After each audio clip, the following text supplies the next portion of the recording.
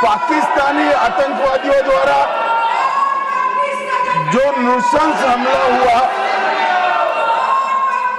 और उसके जवाब में भारत सरकार ने और भारत की सेनाओं ने जो मजबूत जवाब पाकिस्तान के आतंकवादी ग्रुप्स को और पाकिस्तान को स्वयं को दिया, ऑपरेशन सिंदूर के माध्यम से उसका पर सदन में चर्चा पर मैं हिस्सा लेने के लिए खड़ा हूं।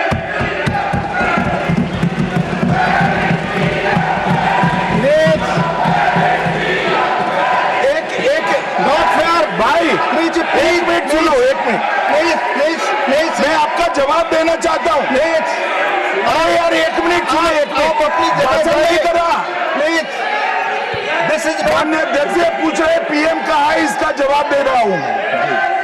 एक मिनट सुनो भाई, आपकी जो डिमांड है उसी का जवाब दे रहा हूँ। माननीय अध्यक्ष जी, पीएम साहब इनकी ऑफिस में ही है, उनको ज्यादा सुनने का शौक है क्या?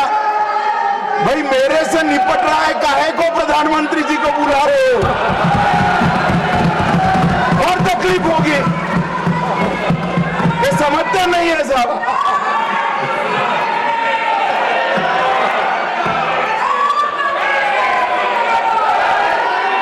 माननीय सभापति जी, सबसे पहले पहलगांव हमले में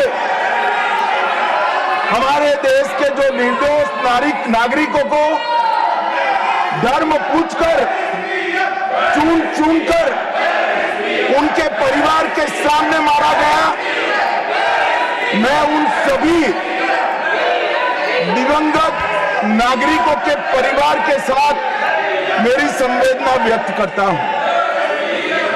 जब ऑपरेशन सिंदूर के बाद पाकिस्तान ने गोलीबारी करी,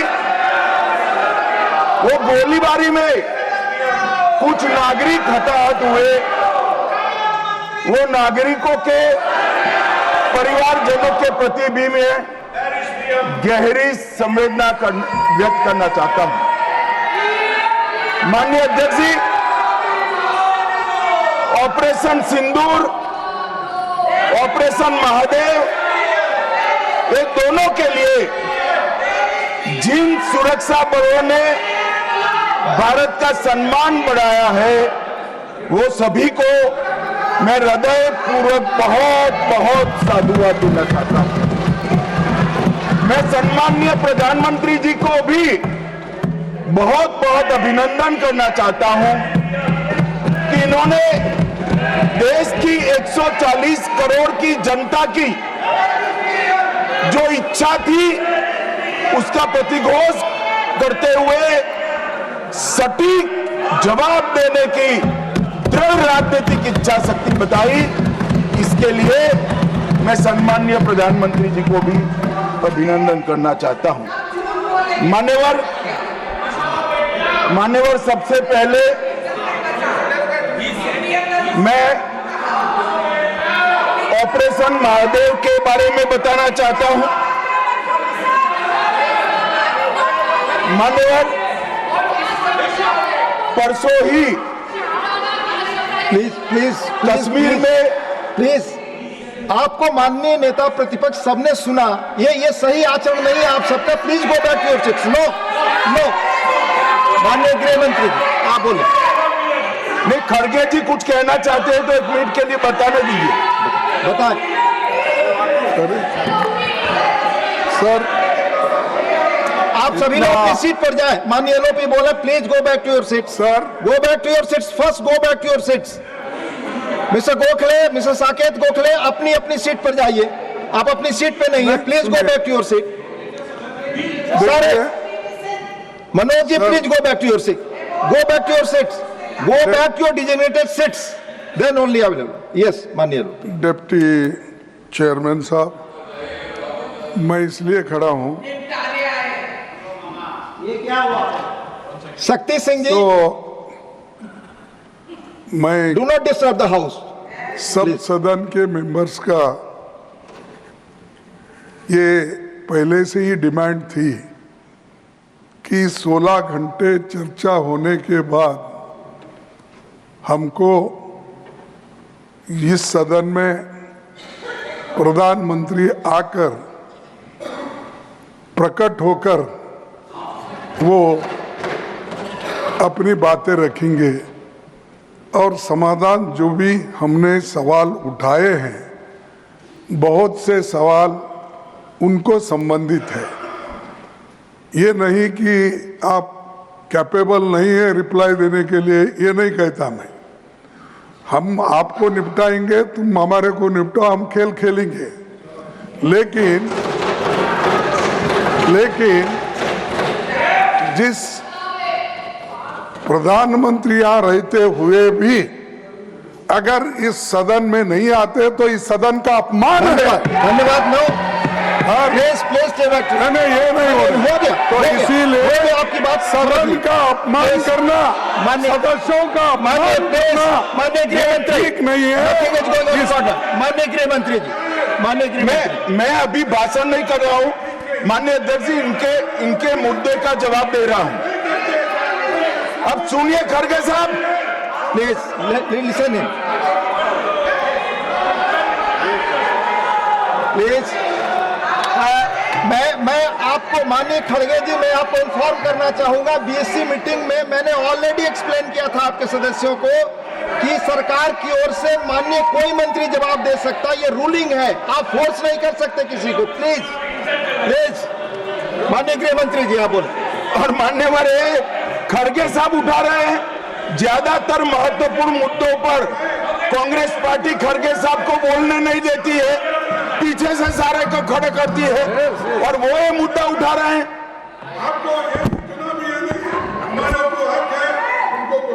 आपने बोल दिया। प्लीज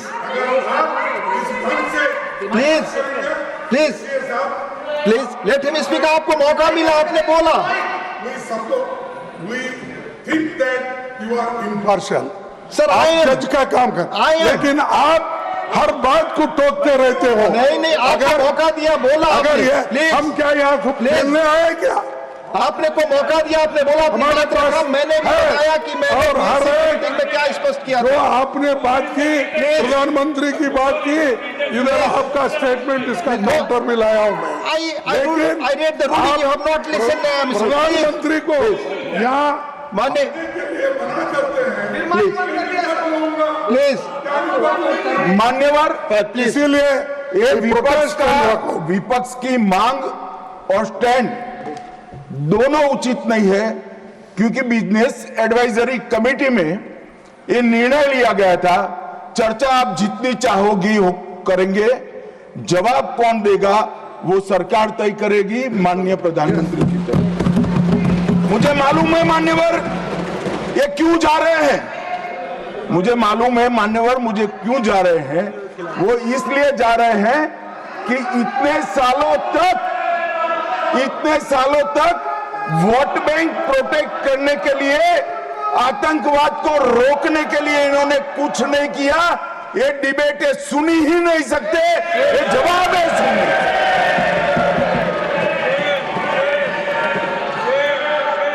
और जब भी ये कह रहे हैं और कोई लीडर ऑपोजिशन होता और बोलता तब तो मैं समझता, खड़गे साहब बोल रहे हैं ज्यादातर महत्वपूर्ण चर्चाओं में कांग्रेस पार्टी उनके नेता को, लीडर ऑफ ऑपोजिशन को बोलने ही नहीं देती है।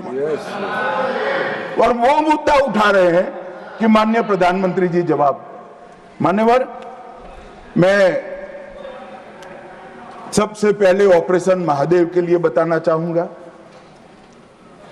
परसों ही बहुत लंबे समय से चल रहे हुए एक ऑपरेशन का अंत आया और वो ऑपरेशन के तहत 3 आतंकवादी, सुलेमान उर्फे फैजल जट, अफगान और जिब्रान, वो तीनों हमारी सुरक्षा बलों ने इनको मौत के घाट उतारा। मान्यवर सुलेमान ए श्रेणी का लश्कर तैयबा का कमांडर था। उसने पहलगांव हमले में उसकी ही राइफल से गोलियां चली थी। गगनगिर में भी उसकी राइफल से गोलियां चली थी और उसको हमारे सुरक्षा बलों ने कश्मीर छोड़कर पाकिस्तान भागने नहीं दिया। अफगान भी ए ग्रेड का लश्कर तैयबा का कमांडर था और जिब्रान भी उच्च आला दर्जे का लश्कर तैयबा का आतंकवादी था।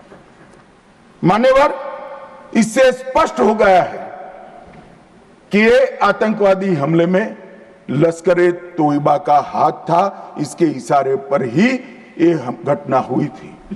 और साहब देखिए, प्रधानमंत्री जी ने सेनाओं को जो हुक्म दिया ऑपरेशन सिंदूर में, मैं बाद में बताऊंगा, उसने लश्कर तैयबा के हेडक्वार्टर को छिन्न विछिन्न कर दिया। इनको भेजने वाले भी मारे गए और जिन्होंने गोली चलाई थी वो भी मारे गए। एक प्रकार से ऑपरेशन महादेव और ऑपरेशन सिंदूर दो इकट्ठा होता है तो दुनिया के सभी आतंकवादी हमलों में सबसे सटीक, सख्त और त्वरित जवाब माननीय प्रधानमंत्री के नेतृत्व में भारत के सुरक्षा बलों ने दिया।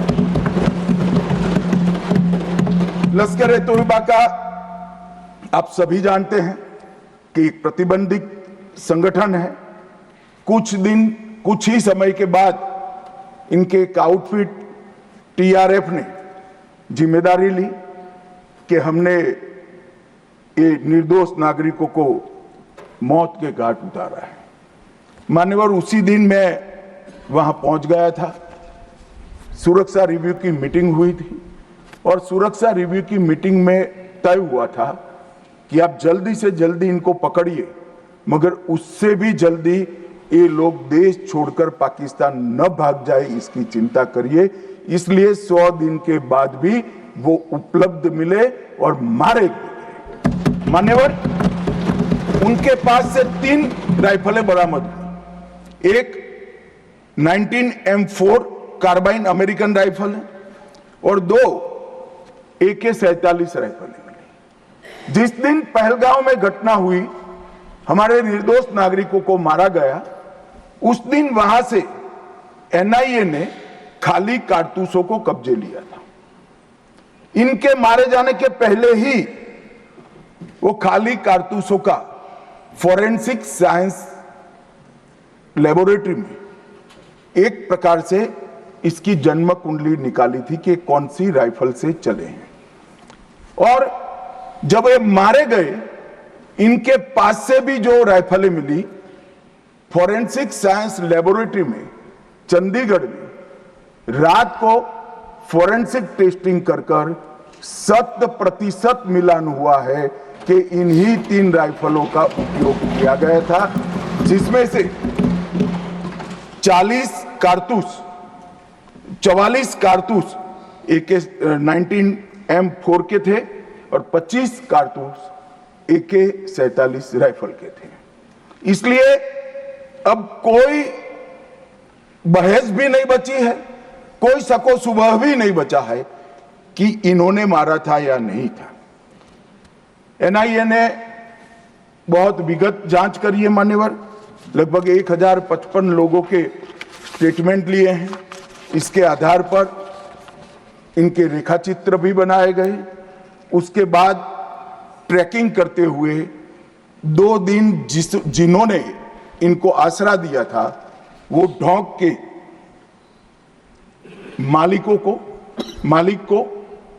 मालिकों को और उनकी वृद्ध माता को भी पूछताछ करी थी। ये जो मृतदेह मिले आतंकवादियों के, उसका परिचय, उसकी शिनाख्त ये तीनों लोगों ने कर ली है। ये तीनों लोगों ने कहा है कि यही आतंकवादी है जो 21 तारीख को हमारे ढोंक में रुके थे और हमसे खाना लेकर गए थे। तो एक और सबूत हमारे पास आ चुका है। चेहरे का मिलान भी कैमरे के माध्यम से बहुत अच्छे तरीके से संतोषजनक रीत से हुआ है। और ये जो असफल ऑपरेशन हुआ मान्यवर, इसलिए मैं सेना, CRPF, Jammu Kashmir police, NIA के अधिकारी और एफएसएल के विद्वान अधिकारियों को बहुत बहुत साधुवाद देना चाहता हूं। और ये जो ऑपरेशन चला मान्यवर, आईबी द्वारा 22 मई को, मतलब लगभग 1 माह बाद हमें सूचना मिल गई थी कि ये जगह पे टेररिस्ट लोकेट है। उसके बाद आईबी और मिलिट्री इंटेलिजेंस ने और शिनाख्त करी और लगभग 22 जुलाई को इनके लोरा सेट को ट्रैक करने का काम समाप्त हुआ। एग्जैक्ट पिन पॉइंटेड लोकेशन को आइडेंटिफाई किया गया और फिर एक मीटिंग 4 पैरा, सीआरपीएफ और जम्मू कश्मीर पुलिस तीनों के अफसरों की हुई और स्ट्राइक किया गया। तीनों आतंकवादी मारे गए हैं। कोइंसिडेंट देखिए मान्यवर, देश भर से मुझे बहुत एसएमएस आए थे, विशेषकर जो मारे गए थे उनके परिजनों का, कि इनके सर में गोली मारिएगा, जब भी मारे तब। तीनों के एनकाउंटर के वक्त तीनों के सर में ही गोली लगा है मान्यवर। ये कोइंसिडेंट मान्यवर, आज ये मारे गए 2 दिन पहले, अब बैठे नहीं हैं, चिदंबरम साहब को बैठना चाहिए था। उन्होंने सवेरे मेरे इस्तीफे की मांग के साथ एक प्रश्न उठाया कि भारत सरकार ने ऑपरेशन सिंदूर करा। ऑपरेशन सिंदूर इसलिए कहा कि ये पाकिस्तानी आतंकवादी थे, और पाकिस्तानी आतंकवादी थे इसका आपके पास सबूत क्या है? वो पूरी दुनिया में ऑपरेशन सिंदूर के जस्टिफिकेशन को चैलेंज कर रहे थे। मैं आज इस सदन के माध्यम से श्री चिदंबरम को पूछना चाहता हूं, आप किसको बचाना चाहते थे? पाकिस्तान को, लश्कर तैयबा को, ये आतंकवादियों को? अरे शर्म नहीं आती मान्यवर? और देखिए महादेव करता है तो क्या करता है। जिस दिन सवाल पूछा उसी दिन ये तीनों आतंकवादी ढेर हो गए, और जवाब तो घटनाक्रम ने दिया। मगर ये कांग्रेस पार्टी की मानसिकता पूरी दुनिया के सामने चिदंबरम साहब ने उजागर कर दी। हमारी वोट बैंक के लिए हम पाकिस्तान का समर्थन करते हुए भी नहीं डरेंगे। हमारी वोट बैंक के लिए लश्कर तोयबा को बचाने से भी हम नहीं डरेंगे, और हमारी वोट बैंक के लिए आतंकवादियों को शेल्टर देते हुए, शाब्दिक शेल्टर देते हुए भी हम नहीं डरेंगे। मान्यवर, ये कांग्रेस की मानसिकता है। और अभी पृथ्वीराज चौहान साहब का इंटरव्यू आ गया, उन्होंने कहा ऑपरेशन का नाम धर्म के आधार पर रखने के अलावा इनको कुछ नहीं आता है। मान्यवर, कांग्रेस पार्टी बैठी नहीं है, उनको मालूम नहीं है हर हर महादेव सिर्फ धर्म का नारा नहीं है। शिवाजी महाराज ने जो मुगलों के खिलाफ लड़ाई लड़ी, स्वतंत्रता की लड़ाई लड़ी, और शिवाजी महाराज की सेना का युद्ध घोष था हर हर महादेव। और ये प्रतीक है हर प्रकार के भारत पर के हमले का, भारत की संप्रभुता पर हमले का, और भारत की सीमाओं पर अतिक्रमण के जवाब देने का। और मैं आज यहां से चौहान साहब को भी कहना चाहता हूं कि आप क्या नाम रखना चाहते थे, क्या नाम रखना चाहते, उसका जवाब दीजिए। मान्यवर, ये पूरी चीजों को हिंदू मुस्लिम के दृष्टि से देखते हैं। चौहान साहब का थ्योरी देखे तो आज हमारी सेना के कई सारे हमारी सेना के डिवीजनों का जो नारा है, युद्ध घोष है, कहीं प्रभु रामचंद्र की जय, कहीं जोश बोले सो निहाल सत श्री अकाल है, कहीं जाट बलवान जय भगवान है, क्या सियावर रामचंद्र की जय है, कहीं पर काली माता की जय है, ये सारे उद्घोष आप नहीं स्वीकारते हो? ये भाजपा ने रखे हुए नहीं है मान्यवर, ये हमारी सेना के जवानों से मन से निकलने वाला ये युद्धघोष, इसको हिंदू मुस्लिम के दृष्टि से नहीं देखना चाहिए। और कुछ कोई कहता है कि आज ही क्यों मारे गए? अब देखिए साहब, भाई कितना जिंदा रखना चाहते हो? मैं भी पूछता हूं आज क्यों मारे गए, मैं तो दूसरी सेकंड मार देना चाहता था, मगर इतना सरल नहीं है। जिन ऊंचाइयों पर ये छुपे हैं, जिस प्रकार की निर्जन जगहों पे 22 दिन तक सीआरपीएफ सेना और जम्मू कश्मीर की पुलिस ड्रोन से भेजे हुए खाना खाकर इतनी कठिन परिस्थिति में इनका पीछा कर कर मारा है, और आप मुहूर्त पूछ रहे हो क्योंकि क्यों नहीं मानना है आज? क्योंकि आज राहुल गांधी का भाषण था। इस तरह से नहीं चलता है मान्यवर। पूरे देश की जनता कांग्रेस पार्टी को देख रही है। इनकी प्रायोरिटी देश की सुरक्षा नहीं है, राजनीति है। उनकी प्रायोरिटी आतंकवाद को समाप्त करना नहीं है, अपनी वोट बैंक है।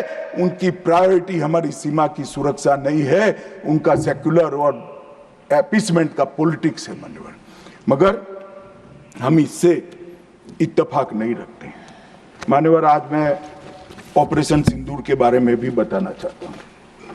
22 अप्रैल को हमला हुआ। 22 अप्रैल को ही मेरी प्रधानमंत्री जी से बात हुई। वो विदेश थे। लगभग 2-2:30 बजे के सुमार पे बात हुई।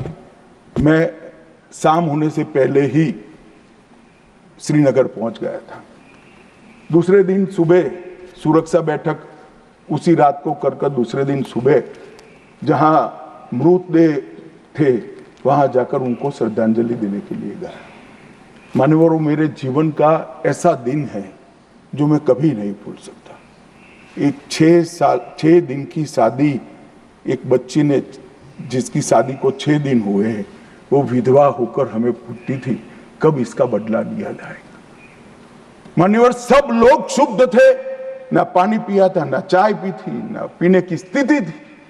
मैं मेरे जीवन में वो दृश्य नहीं भूलता। आज भी वो दृश्य आ जाता है तो नींद से खड़ा हो जाए, इस प्रकार की वेदना होती है मान्यवर। ऐसा जघन्य अपराध कभी नहीं हुआ। धर्म के नाम पर पूछकर चुन कर इनके परिजनों के सामने मरे, छोटी बच्चियां, छोटे बच्चे, वृद्ध मां, उनकी पत्नियां, उनकी बहनें, इस सब के सामने मारा गया।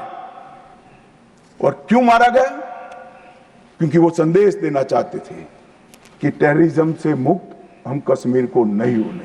मैं आज इस सदन से उनको संदेश देना चाहता हूं, जितना हो सके उतना प्रयास करना। कश्मीर आतंकवाद से मुक्त होकर रहेगा और होकर रहेगा। ये नरेंद्र मोदी का संकल्प। मान्यवर, 23 अप्रैल को, इसके पहले कल भाषण में कहा, वहां पर आज भी बोले, मैं बैठा था, कि 24 अप्रैल को मोदी जी चुनावी सभा करने गए थे। हमारे साथी ने जवाब दिया इनका। परंतु मान्यवर, मैं सदन का रिकॉर्ड क्लियर हो इसलिए मोदी जी वो सभा में क्या बोले थे वो कहना चाहता हूं। मोदी जी ने 24 अप्रैल को बिहार की जनसभा में जो कहा था वो चुनावी सभा नहीं थी।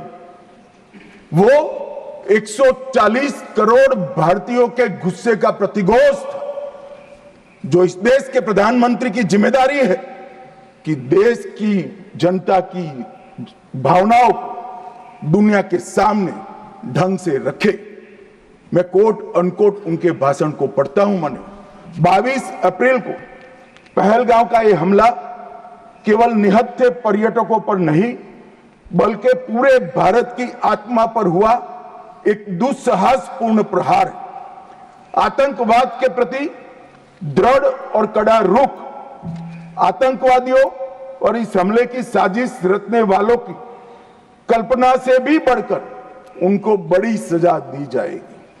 आतंकियों के बीच बची खुची जितनी भी भूमि है उसको मिट्टी में मिलाने का समय आ गया है। 140 करोड़ भारतीय इस बात के लिए एकजुट है कि आतंक के आकाओं की कमर तोड़ दी जाएगी। भारत हर एक आतंकवादी और उनकी समर्थकों की पहचान करेगा, उनका पता लगाएगा, उनको दंडित करेगा। आतंकवाद कभी भी भारत की आत्मा को तोड़ नहीं पाएगा। न्याय सुनिश्चित करने के हर प्रयास किए जाएंगे। और आज मैं मोदी जी को बहुत बहुत साधुवाद देता हूं उनकी दूरदर्शी, उनका बोला हुआ एक एक शब्द आज सच हुआ है। उन्होंने कहा था आतंकवादियों की बची खुची जमीन मिला देंगे, मिट्टी में मिला देंगे। साहब, उनके ट्रेनिंग के बाद मिट्टी में मिले हैं, इनके हेडक्वार्टर मिले हैं, उनके लॉन्च पैड भी मिट्टी में मिलकर जमीन दोस्त हुए। उन्होंने कहा कि इनके आकाओं को नहीं छोड़ेंगे। मैं बाद में लिस्ट पढ़ता हूं। इनको भेजने वालों को भी हमारी सेनाओं ने मिट्टी में मिला दिया। उन्होंने कहा आतंकवादियों को भी नहीं छोड़ेंगे। ऑपरेशन महादेव ने वो तीनों आतंकवादियों को समाप्त कर दिया। मान्यवर, ढेर एक प्रकार से मोदी जी ने कहा हुआ वाक्य, एक प्रकार से मोदी जी ने कहा हुआ वाक्य हमारी सेना, हमारी वायुसेना, हमारी जल सेना और सभी पैरामिलिट्री फोर्स और जम्मू कश्मीर पुलिस ने उसको अपना कर्म का रास्ता बना दिया और कठोर दंड देने का काम किया है। मान्यवर, 23 अप्रैल को ही एक सीसीएस की मीटिंग बुलाई गई। सीसीएस की मीटिंग में कठोर संदेश देने का काम न केवल पाकिस्तान को, पूरी दुनिया को, कि भारत की सीमा और भारत की सेना, भारत के नागरिक और भारत की संप्रभुता इसके साथ खिलवाड़ नहीं करते, वरना परिणाम भुगतने पड़ते हैं। मानव उन्होंने तय किया सीसीएस की बैठक में 1960 की जवाहरलाल नेहरू के द्वारा की गई एक तरफा पाकिस्तान के फायदे वाली सिंधु जल संधि को तत्काल प्रभाव से रोक लिया था। मान्यवर, ऐतिहासिक फैसला है। हम सब वर्षों से मानते थे कि हिंदू जल संधि एक तरफा है, हमारा पानी 80% वहां नहीं जा सकता। मान्यवर, वहां तक कि वहां से गाद निकालने की भी परमिशन नहीं थी। उनकी कैनाल बनाने के पैसे भी भारत ने भेजे। और मान्यवर, ये पानी पर अधिकार है भारत के किसानों। कश्मीर, पंजाब, हरियाणा, राजस्थान और दिल्ली का पीने का पानी अब कुछ ही समय में सिंधु के माध्यम से राजस्थान तक पहुंचेगा। एकीकृत जांच चौकी अटारी की जो चल रही थी उसको हमने बंद कर दिया। सार्क वीजा समाप्त कर दिया। 24 घंटे में सारे पाकिस्तानी नागरिकों को हमने वापस भेजना शुरू कर दिया। नई दिल्ली स्थित पाकिस्तानी उच्चायोग में रक्षा, सैन्य, नौसेना और वायुसेना के सलाहकारों को अवांछित व्यक्ति घोषित किया गया और दोनों उच्चायोग में स्टाफ को कम करा दिया गया। 55 से घटकर 30 करा दिया। और सीसीएस ने संकल्प लिया कि भेजने वाले और कृत्य करने वाले दोनों को दंडित किया जाएगा। इसके लिए सेना को खुली छूट देने का काम सीसीएस ने। ये पूछ रहे थे कल क्या हुआ, कैसे हुआ। सीसीएस के फैसले जो है वो मीडिया में आए थे, मगर उनको पढ़ना नहीं है, क्योंकि सारे जो फैसले लिए वो उनके द्वारा किए हुए निर्णयों को रद्द करने के और उनकी नीतियों के खिलाफ जो निर्णय हुए वो है। मान्यवर, 30 अप्रैल को सशस्त्र बलों को ऑपरेशनल फ्रीडम देने का काम प्रधानमंत्री जी ने किया कि रक्षा मंत्रालय और सेना दोनों मिलकर तय करेंगे टारगेट क्या होगा, तरीका क्या होगा, स्थान क्या होगा और समय क्या होगा।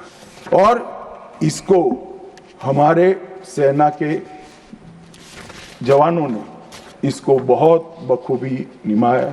निभाया। मान्यवर, मैं तीनों सेनाओं को इस सदन के इस चर्चा में बहुत बहुत सम्मान के साथ साधुवाद देता हूं।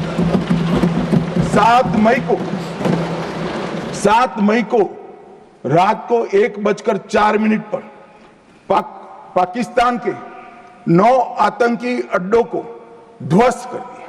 रक्षा मंत्री जी ने लोकसभा में बताया कम से कम 100 लोग मरे, 100 से ज्यादा मरे मगर कम से कम 100 मरे हैं। और मान्यवर, लश्कर तैयबा, जैसे मोहम्मद और हिजबुल मुजाहिदीन, ये तीनों के हेडक्वार्टर को ध्वस्त करने का काम नरेंद्र मोदी सरकार ने किया, हमारी सेनाओं ने। और मान्यवर, हमने तुरंत ही उनको सूचना दे दी थी। हमने उनको बताया मरकज सुभानअल्लाह बहावलपुर, मरकज तैयबा मुरीद के Mehmoona Joya camp Sialkot, Sarjal camp Sialkot, Sawai Nala camp Muzaffarabad, Syedna Bilal camp Muzaffarabad, Gulpur camp Kotli, Barnala camp Bhimber और अब्बास कैंप कोटली, उसको हमने समाप्त कर दिया है, तोड़ दिया है। और ये हमारे आत्मरक्षा के अधिकारों को उपयोग करते हुए कहा है, हमारी कार्यवाही समाप्त हुई है। मैं बाद में आता हूं, ये पाक ऑक्यूपाई कश्मीर क्यों नहीं लिया, ये क्यों नहीं करा, वो क्यों नहीं करा। पहले तो वो सोचते थे कि कुछ ही नहीं होगा, हो गया तो ये क्यों नहीं हुआ। मैं कांग्रेस पार्टी को कहना चाहता हूं, पाक ऑक्यूपाई कश्मीर आपने दिया था, मगर लेने का काम भारतीय जनता पार्टी की सरकार ही करेगी और कोई नहीं। मानव, हमने तो हमला किया था आतंकवादी अड्डों पर, उनके हेडक्वार्टर पर, उनके संगठनों पर, उनके ट्रेनिंग कैंप पर, उनके लॉन्चिंग पैड पर, और हमारे आतंकवाद के ऊपर ये हमले को पाकिस्तान अपने पर का हमला समझ बैठा। और उन्होंने 8 मई को अपने रिहायशी इलाकों पर गोलीबारी की। हमारे सेना के इंस्टॉलेशन पर मिसाइल छोड़ी, ड्रोन फेंके, कोई पहुंच नहीं पाया, मगर नजदीक की सीमा में गोलीबारी से निर्दोष नागरिक जो घूम रहे थे वो हताहत हुए। मान्यवर, फिर भी भारत ने संयम रखा। उन्होंने गुरुद्वारा तोड़ा, हम कुछ नहीं बोले। उन्होंने मंदिर तोड़ा, कुछ नहीं बोले।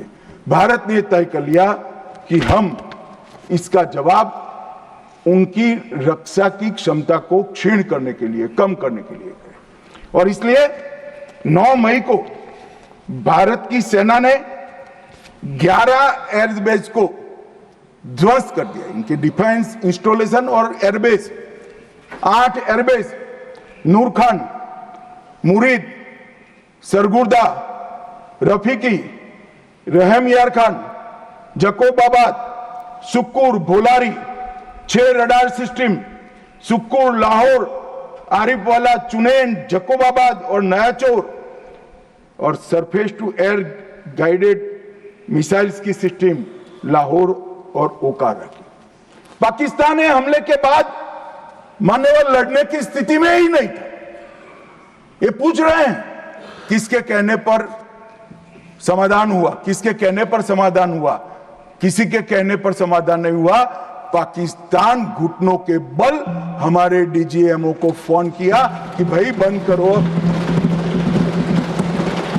पहले से हमारा मकसद युद्ध का नहीं था, ना पाकिस्तान के अवाम को हम नुकसान करना चाहते थे। मोदी जी ने तुरंत कहा कि अगर पाकिस्तान रोकता है तो रोक लीजिए, और इसको भी राहुल गांधी आगे बढ़ा रहे हैं और पूछ रहे हैं। कुछ लोगों ने आशंका की कि कौन मरा वहां। मान्यवर, उनको मालूम नहीं है, उनके समय में जो जघन्य आपराधिक घटनाएं हुई, आतंकवादी घटनाएं हुई, वो घटना को घटाने वाले आतंकवादी हमें पूछते थे। मुझे तो कई लोगों ने पूछा कि भाई 90 दिन हुए क्या हुआ, 95 दिन हुए क्या हुआ, रोज 5 फोन आते थे। मगर उनके समय में जो बड़ी बड़ी आतंकवादी वारदातें हुई थी, मुंबई ट्रेन ब्लास्ट से लेकर मुंबई पर हमले की, उसके आरोपी आतंकवादी हमारे ऑपरेशन सिंदूर में मारे गए। मान्यवर, ऑपरेशन सिंदूर। हाफिज मोहम्मद जमील जैसे मोहम्मद का प्रमुख, मौलाना मसूद का बड़ा बहनोई, मुदस्सर खादियान मरकज तैयबा का प्रभारी, मोहम्मद हमजा जमील जैम और ऑपरेटिव मसूद अजहर का भतीजा, मोहम्मद यूनुस अजहर जैसे मोहम्मद का अमीर, मोहम्मद हसन खान जैम ऑपरेटिव, मोहम्मद हसन वो गंभीर रूप से घायल हुए हैं। जैम का वास्तविक प्रमुख अब्दुल मलिक, खालिद अबू अक्स और नोमान मलिक, ये सारे इतने घायल हुए हैं कि अब कुछ कर नहीं सकते। मान्यवर, ये जो हमला हुआ वो उन्होंने इनके दिल पर हमला किया है, आतंकवाद के दिल पर पहली बार प्रहार किया है। मान्यवर, पहले भी हमने सर्जिकल स्ट्राइक करी, एयर स्ट्राइक करी। एक प्रकार से सर्जिकल स्ट्राइक और एयर स्ट्राइक दोनों पाक ऑक्यूपाई कश्मीर में थी। मेरे जैसे लोग तो मानते हैं कि हमारी भूमि पर ही हमने हमला किया था, क्योंकि पाक ऑक्यूपाई कश्मीर इस सदन के द्वारा स्वीकारा हुआ संकल्प है कि पाक ऑक्यूपाई कश्मीर भारत का है। मगर पहली बार पाकिस्तान की सरहद में जाकर हमारी सेना ने पराक्रम दिखाया है और आतंकवादियों के अड्डों को, उनके ट्रेनिंग कैंप को और उनके लॉन्चिंग पैड्स को खत्म करने का काम किया है। मान्यवर, ये चिदंबरम साहब कल भाषण में बोले कि ये नहीं कहा जा सकता कि ऑपरेशन सिंदूर निर्णायक था। चिदंबरम साहब यहां है नहीं, मगर मैं उनको जवाब देना जरूर चाहता हूं कि चिदंबरम साहब, अगर 65 की लड़ाई निर्णायक थी क्या, तो फिर टेररिज्म क्यों फैला? 71 की लड़ाई निर्णायक थी क्या, तो टेररिज्म क्यों फैला?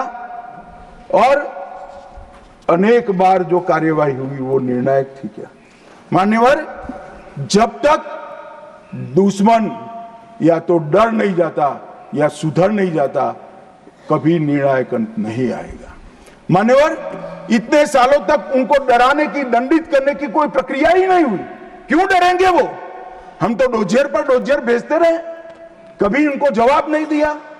नरेंद्र मोदी ने जवाब दिया। मान्यवर, सर्जिकल स्ट्राइक करी, एयर स्ट्राइक करी और ऑपरेशन सिंदूर। खौफ पैदा हो गया है। मुझे मालूम नहीं, मेरे पास सूचना नहीं, रात को भी जग जाते होंगे, स्वप्न में हमारी मिसाइल से दिखाई पड़ती होगी। ये डर से ही शांति होती है, ये सुधरने वाले लोग नहीं है। मान्यवर, मगर चिदंबरम साहब कहते हैं कि आतंकी पाकिस्तान से आए थे, इसका सबूत क्या है? चिदंबरम साहब, सबूत तो हमारी एजेंसियों ने ढूंढ लिया। अब आप क्या बोले थे, इस पर क्या बोलना चाहते? मान्यवर, इनके चिदंबरम जी के कार्यकाल में ही अफजल गुरी की फांसी जब तक वो गृह मंत्री नहीं गए नहीं हुई। मान्यवर, बंबई का हमला, बंबई के हमले के बाद आज ये दिग्विजय सिंह चले गए हैं, उन्होंने कहा है तो आरएसएस ने कराया था। मान्यवर, ये क्या बोल रहे हैं? किसके लिए बोल रहे हैं? किसको बचा रहे हैं? क्या कहना चाहते हैं? और हिंदू टेरर का सगुफा किसने छोड़ा? मैं आज दुनिया के सामने, देश की जनता के सामने गर्व से कहता हूं कि हिंदू कभी टेररिस्ट नहीं हो सकता।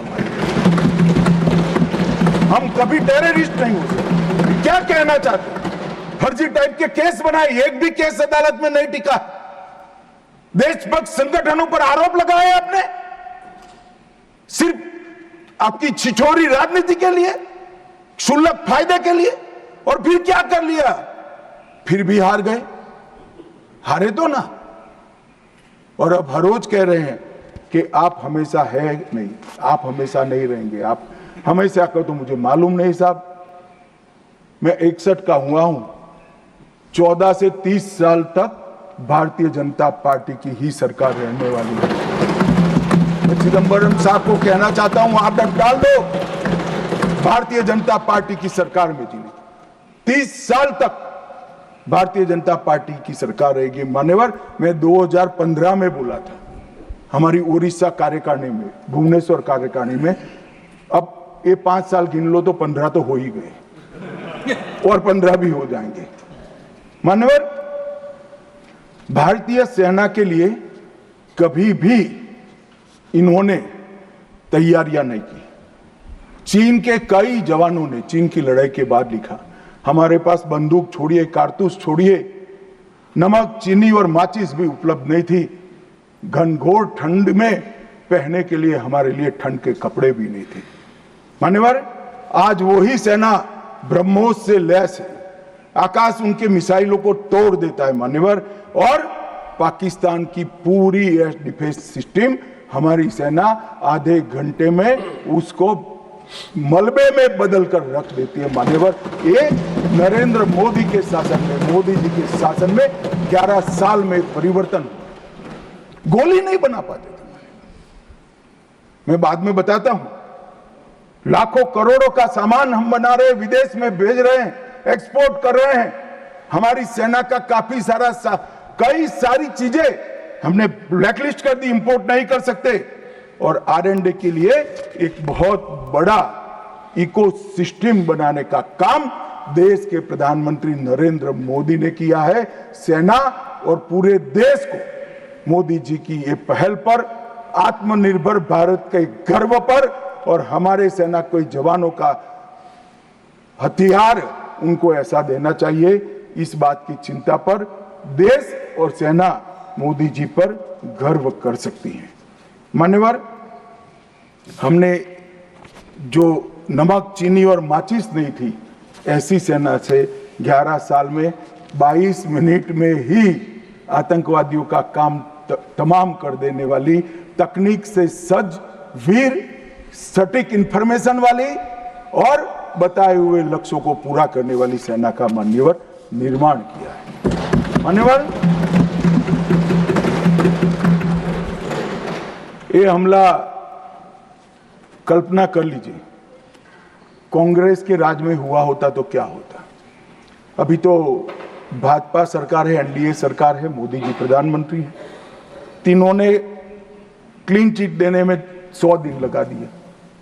अगर कांग्रेस की सरकार होती तो पाकिस्तान को तुरंत क्लीन चिट मिल जाएगा। रक्षा मंत्रालय की जगह विदेश मंत्रालय काम करता, रातों रात जेरोक्स मशीनों पर डोजियर तैयार होते, डोजियर वहां भेजते थे और फिर चर्चा करते शर्म अल शेख में, और कुछ नहीं करते साहब। और ये हमें सवाल पूछ रहे, कोई अधिकार नहीं है कांग्रेस पार्टी को, भारतीय जनता पार्टी को आतंकवाद के बारे में सवाल पूछने का। मान्यवर, इस देश के अंदर आतंकवाद फैला, पनपा, बढ़ा, तो इसका एकमात्र कारण कांग्रेस की सरकारों की लचर और तुष्टीकरण से युक्त वोट बैंक की राजनीति रही है मान्यवर।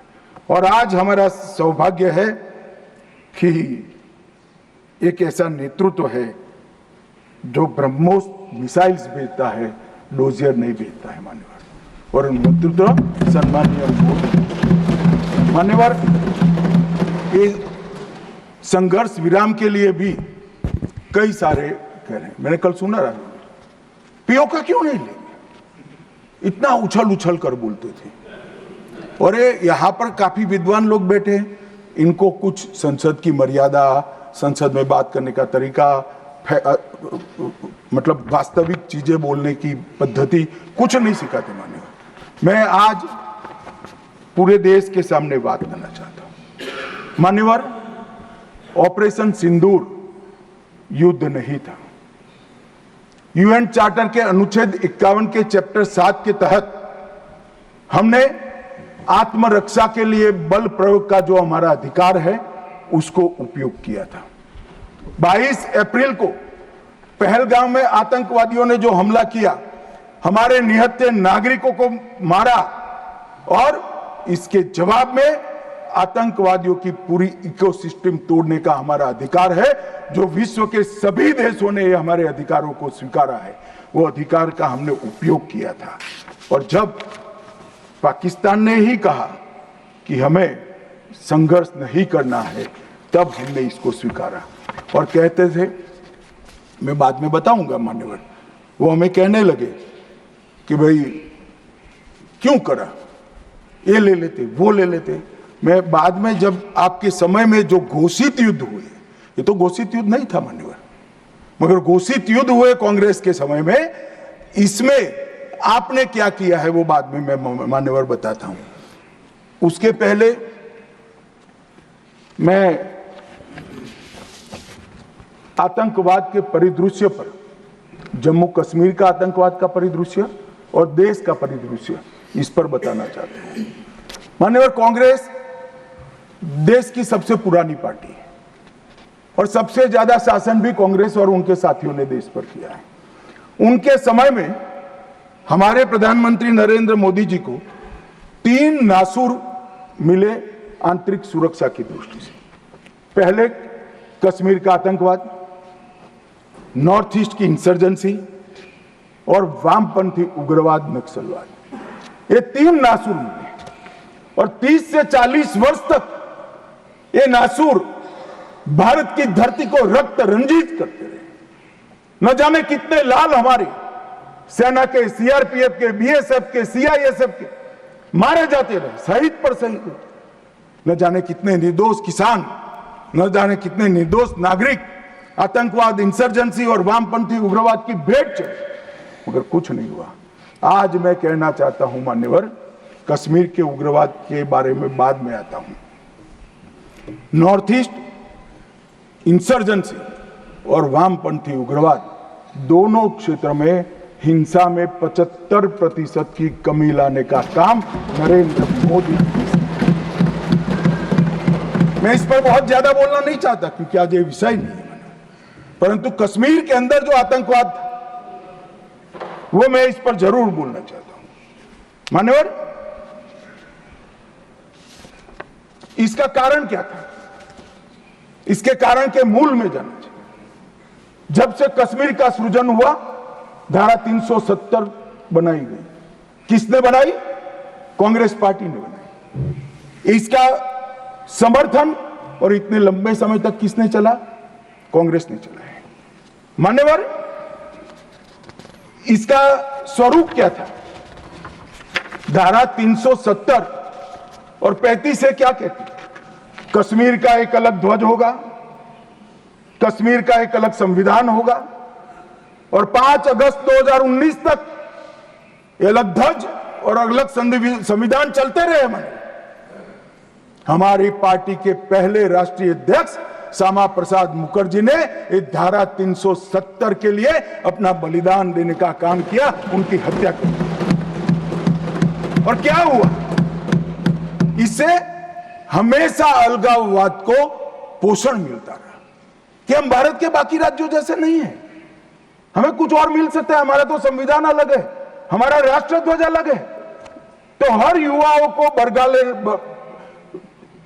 उनको उकसाने का मौका हमने पाकिस्तान और कश्मीर के अंदर पहले अलगाववाद की बात हुई, फिर आजादी की बात हुई और वो ही आतंकवाद का मूल बना मान्यवर। और इसके बाद धार्मिक कट्टरता बढ़ाने वाले सारे संगठन इनकी तुष्टीकरण की नीति के कारण चलते रहे। मान्यवर, जमायत-ए इस्लामी, कई सारे संगठन जो बच्चों में, युवाओं में, किशोरों में धार्मिक कट्टरता पर बढ़ाते रहे, अलगाववाद बढ़ाते रहे, चलने दिया, चलने दिया, चलने दिया।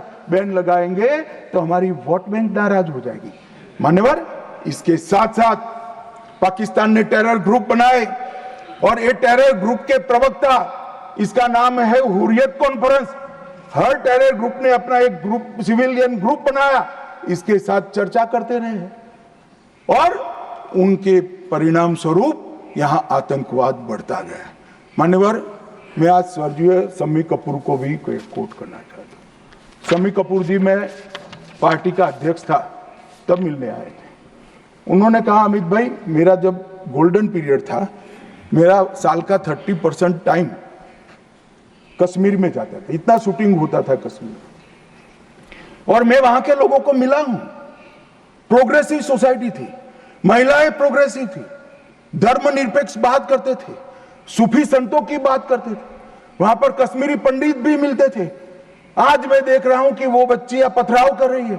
क्या होगा, किसने बिगाड़ा? तब मैं इसके नीचे गया था मान्यवर, तब मालूम पड़ा कि ये जमाते इस्लामी ने पूरी शिक्षा, प्राथमिक शिक्षा पर कब्जा जमा कर रखा था और बच्चों के दिलो दिमाग के अंदर जहर घोलना शुरू किया, तब जाकर ये स्थिति हुई। मगर कोई भी कभी भी ये कांग्रेस इसके मूल में नहीं गई और मान्यवर धीरे धीरे ये बढ़ता गया।